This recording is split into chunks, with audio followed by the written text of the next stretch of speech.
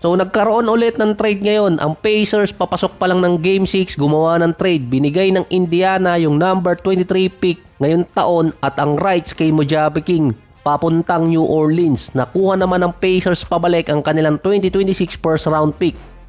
Pwede kasing i-trade ng isang team kahit nasa finals pa sila or playoffs ang kanilang player na hindi naman naglalaro talaga sa team or either nasa G League or International League katulad ni Mojave King na naglalaro sa New Zealand.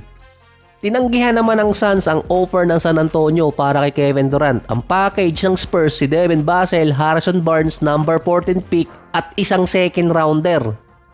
Agad yung nireject ng Suns at nagbigay pa sila ng counter offer para kay KD. Dinidiman ng Suns na isama sa package si Stephon Castle or kaya si Jeremy Sohan. Kasama pa ang dalawang first rounder. Agad nung hindi pumahayag ang San Antonio. So nagkaroon nga ng rumors na masasama sa trade si Sohan dahil nakita siya di umano sa Phoenix, Arizona. Pero si Sohan matagal na talagang binibuild pa ng San Antonio nun. Isa pa, pinagbabasihan pa ng San Antonio doon kung paano nila nakuha si De'Aaron Fox. Halos bargain nila nakuha yon mula Sacramento. Parang ibinalik lang ng Spurs yung pick ng Bulls. Hindi sila halos gumastos ng maraming asset para makuha yung isa sa best point guard ng NBA. May mutual interest na si KD at ang Spurs, kaso lang may hinahabol kasi ang Suns na kapalit para kay KD. Mukhang natauhan din ng Suns na hindi nila maibabalik or mababawi yung pinamigay nila dati sa Brooklyn. Ang kasama kasi doon, 3 player, si Crowder, Bridges at Cam Johnson. Ang gustong babawi kasi ng Suns, yung 4 na unprotected pick na pinamigay nila na merong pang 2028 swap. Total nun, 5 draft picks para kay KD, halos ng pinamigay kay Bane.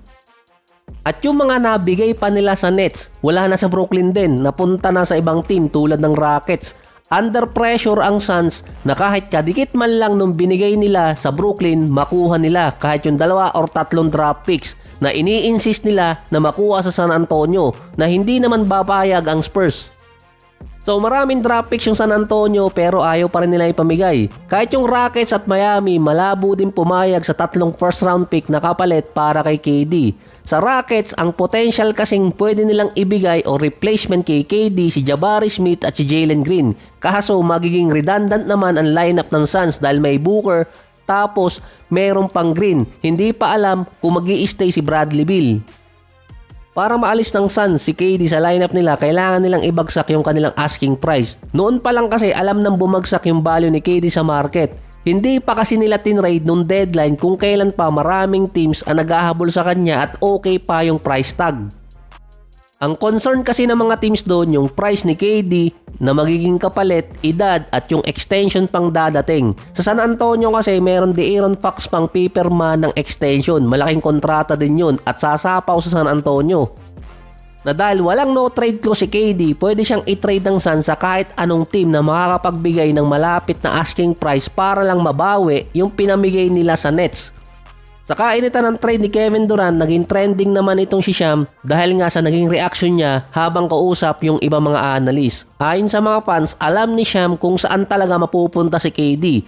Pero based naman kay Sham, naninibago lang siya sa mga kasama niya.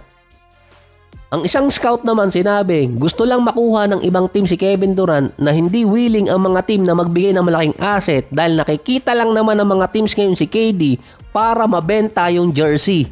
Trash talk yun na.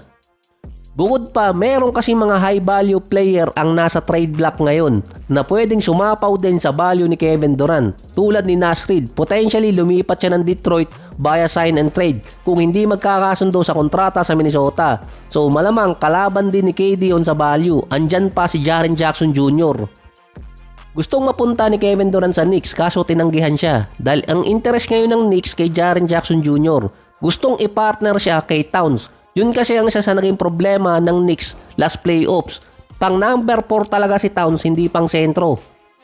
Nang mapunta si Jalen Bronson naman sa Knicks dati, hinire muna nila yung tatay ni Bronson bilang assistant coach. Ngayon naman, yung tatay ni Jaren Jackson Jr. matagal ng assistant coach ng G-League ng team ng Knicks.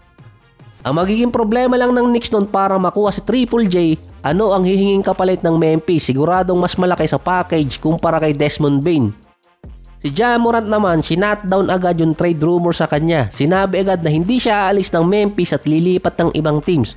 Ang desisyon na yon nasa team na. Dahil ngayon, lumataas pa rin yung trade rumor sa kanya. Kahit sinabi niyang hindi siya magpapatrade, depende pa rin sa team niya yun. Kaya sa huli, doon pa rin kayo tinalo ni Bradley Beal. Walang makakapag-trade sa kanya hanggat hindi niya sinasabi. Tinalo niya pa yung may-ari. Meron kasing reason doon kung bakit sinabi ni Ja Morant na hindi siya aalis ng Memphis. Dahil yon sa sinabi dati ni Jimmy Butler na hindi safe maglaro sa Memphis kaya ayaw niyang ma-trade doon. Yung mga fans naman, ini-expect pa rin na matutuloy yung trade ni Ja Morant papunta naman sa Bulls.